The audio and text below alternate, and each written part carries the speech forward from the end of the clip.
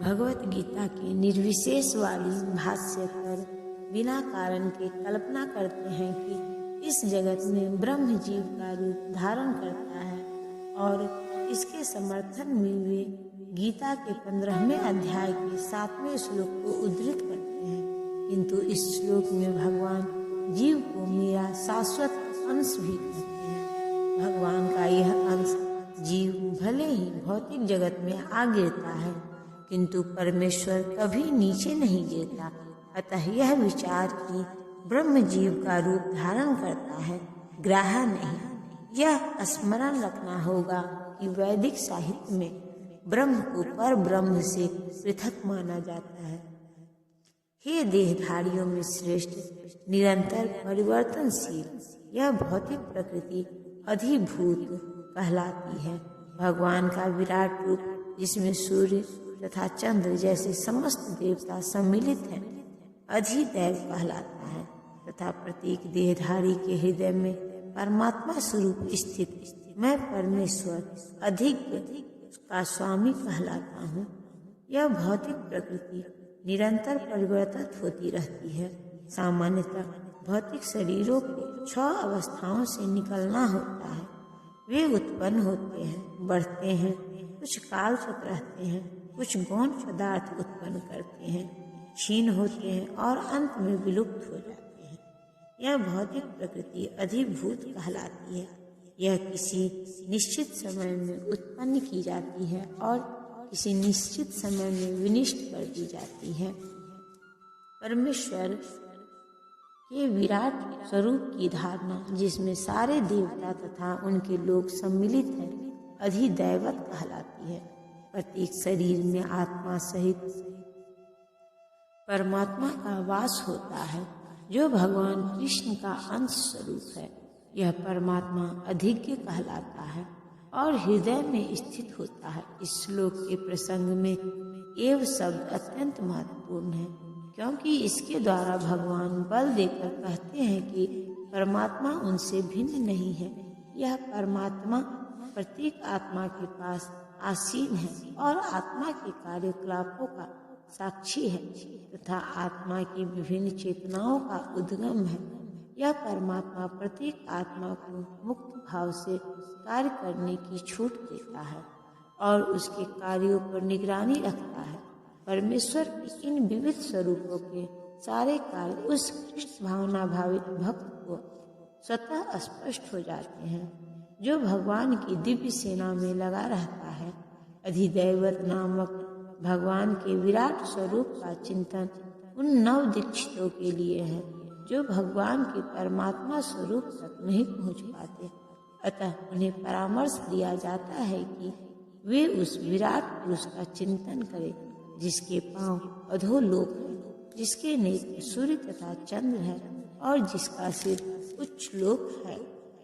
और जीवन के अंत में जो केवल मेरा स्मरण करते हुए शरीर का त्याग करता है वह तुरंत मेरे स्वभाव को प्राप्त करता है।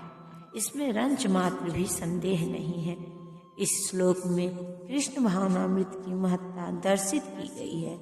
जो कोई भी कृष्ण भावनामृत में अपना शरीर छोड़ता है वह तुरंत परमेश्वर के दिव्य स्वभाव को प्राप्त होता है। परमेश्वर शुद्धाति शुद्ध है, अतः जो व्यक्ति कृष्ण भावना भावित होता है वह भी शुद्धाति शुद्ध होता है। स्मरण शब्द का महत्वपूर्ण है। श्री कृष्ण का स्मरण उस अशुद्ध जीव से नहीं हो सकता जिसने भक्ति में रहकर कृष्ण भावनामृत का अभ्यास नहीं किया हो। अतः मनुष्य को चाहिए कि जीवन के प्रारंभ से ही कृष्ण भावनामृत का अभ्यास करे। यदि जीवन के अंत में सफलता वांछनीय है तो कृष्ण का स्मरण करना अनिवार्य है। अतः मनुष्य को निरंतर हरे कृष्ण कृष्ण कृष्ण हरे हरे, हरे राम राम राम हरे हरे इस महामंत्र का जप करना चाहिए।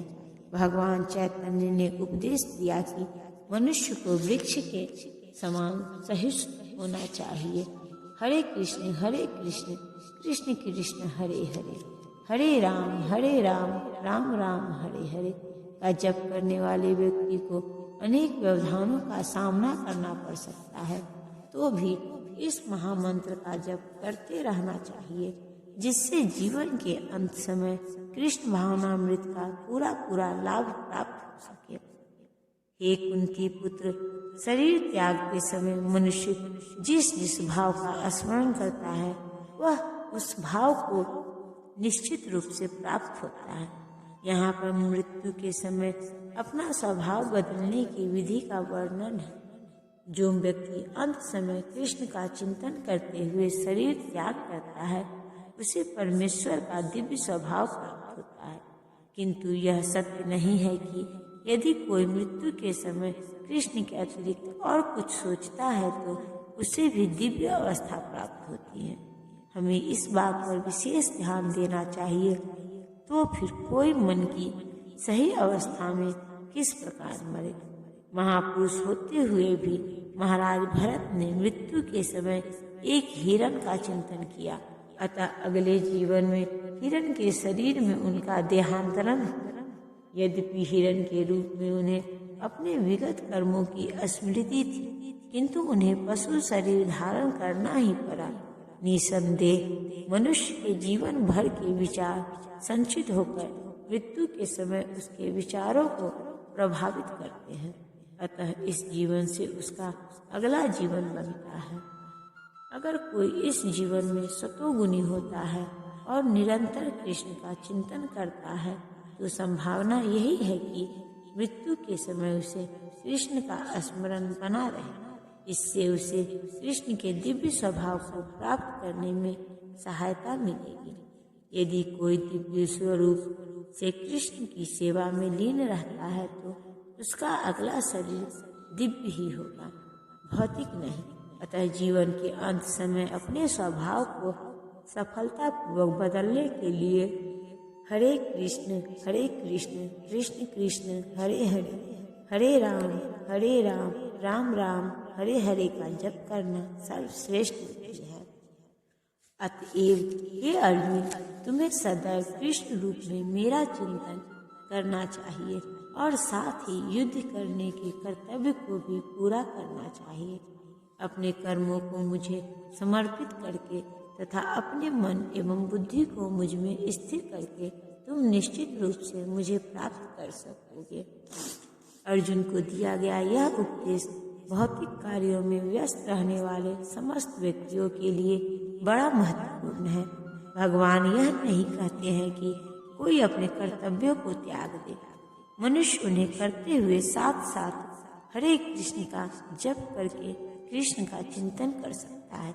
इससे मनुष्य भौतिक कलमश से मुक्त हो जाएगा और अपने मन तथा बुद्धि को कृष्ण में परिवर्तित करेगा।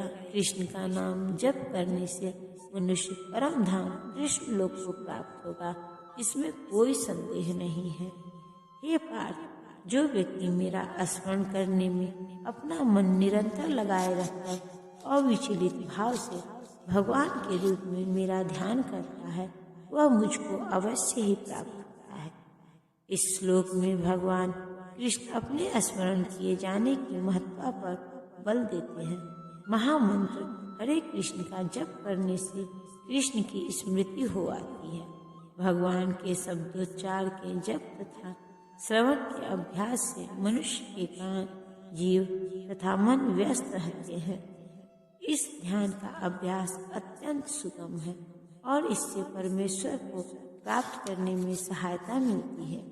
पुरुषम का अर्थ भोक्ता है। यदि सारे जीव भगवान की तटस्था शक्ति है, किंतु वे भौतिक कलमश से युक्त है, वे स्वयं को भोक्ता मानते हैं, जबकि वे होते नहीं।